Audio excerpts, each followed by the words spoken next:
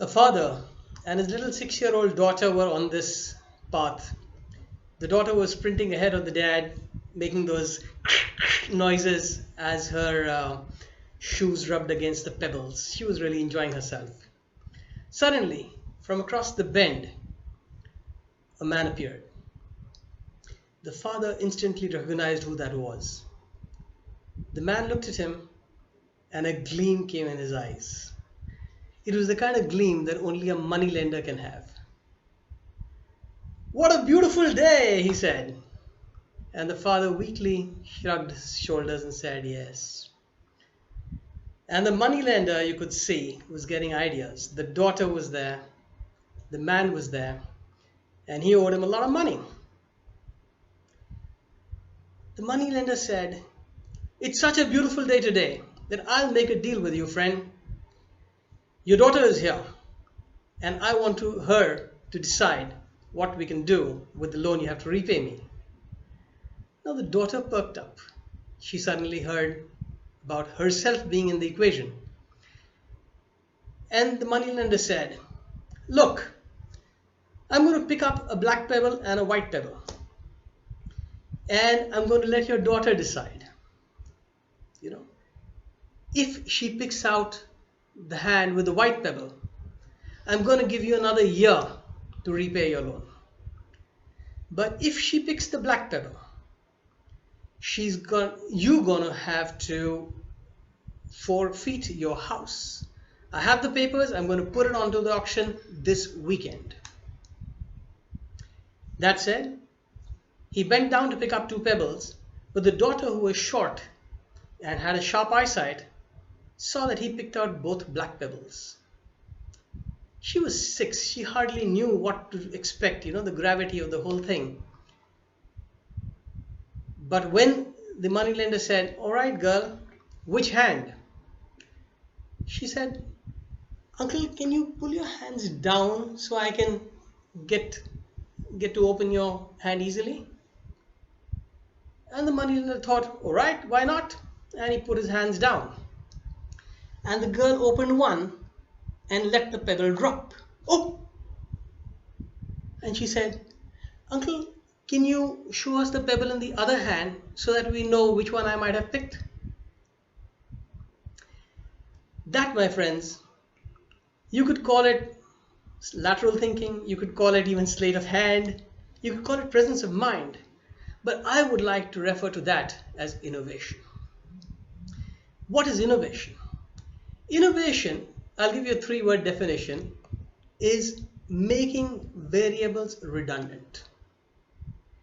When Steve Jobs brought the iPod to the world, he made all the variables of whether it's 33 RPM or 45 RPM, whether it's magnetic tape or polycarbonate tape, whether you use a screwdriver to turn it or a pencil, everything was redundant.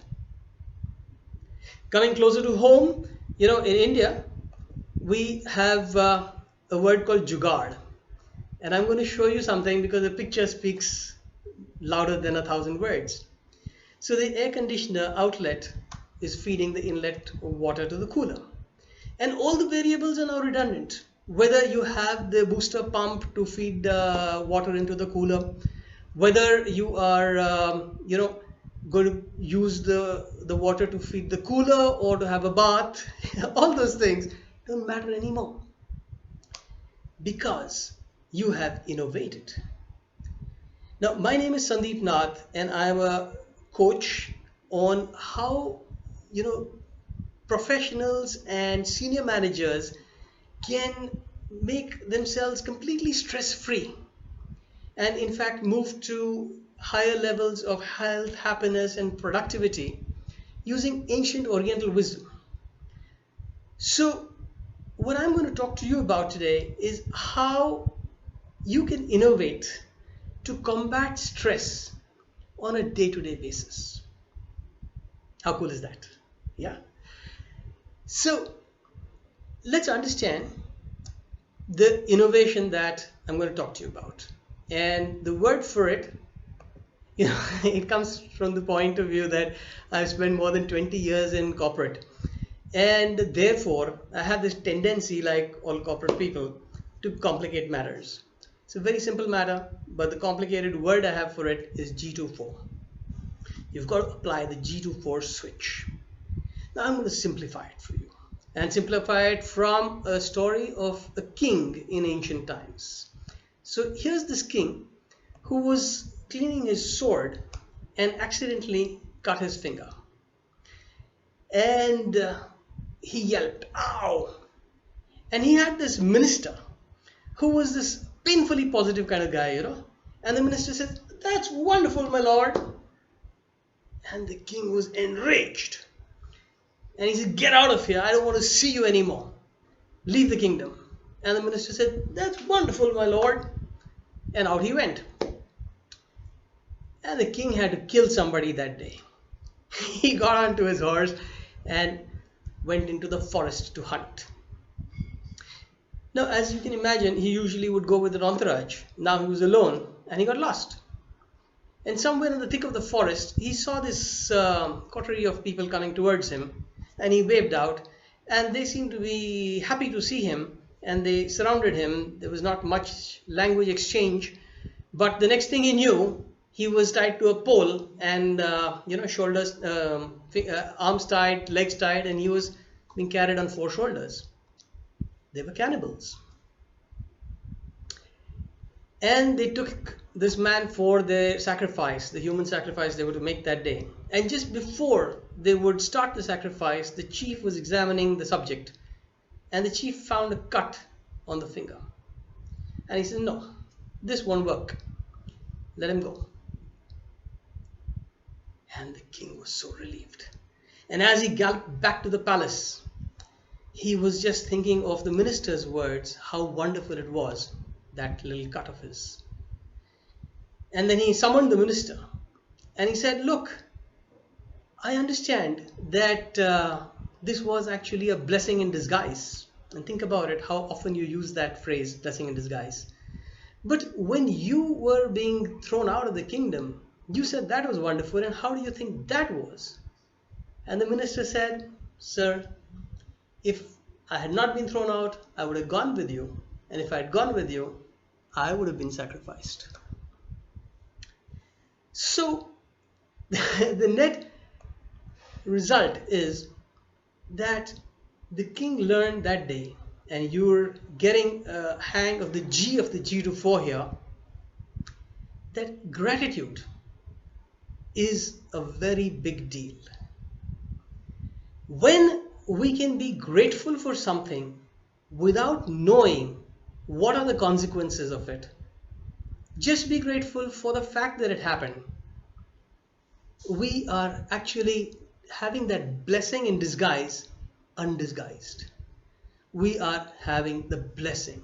We are always blessed. How do you do that? And what is this 2-4 about? So how you do it is by understanding that everything can be flipped from a mentality of something that happens to me to something that happens for me. That's the switch.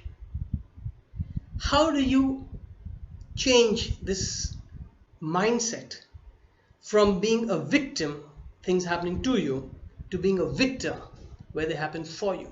Everything goes for me. That's the innovation you bring in. Lower your benchmarks. The king could be grateful that he didn't chop his thumb. It was just a cut. He wouldn't have been enraged. His entire energy environment, as I'd put it to my clients, would stay in equanimity and in joy. "Oh, that was great. I was playing with a sword after all. I could have cut it." Lower your expectations, lower the benchmarks of things that you can be grateful for. Because if you can be grateful for everything at every point of the day, you've got a hard ground to jump from to whatever you want to do. If you think that I will be grateful only when I achieve what I want to do, not now, you don't have a hard ground. There's no place to jump. And therefore, it's not about being grateful when something happens, it's about being grateful here and now.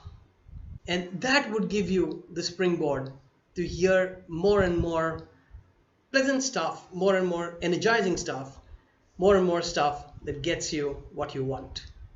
So, getting what you want is when you are least stressed, because the entire stress lies on the journey to getting that. And being in gratitude, applying the G to 4 switch every now and then is the way to do it. So stay stress free and always stay grateful. Thank you.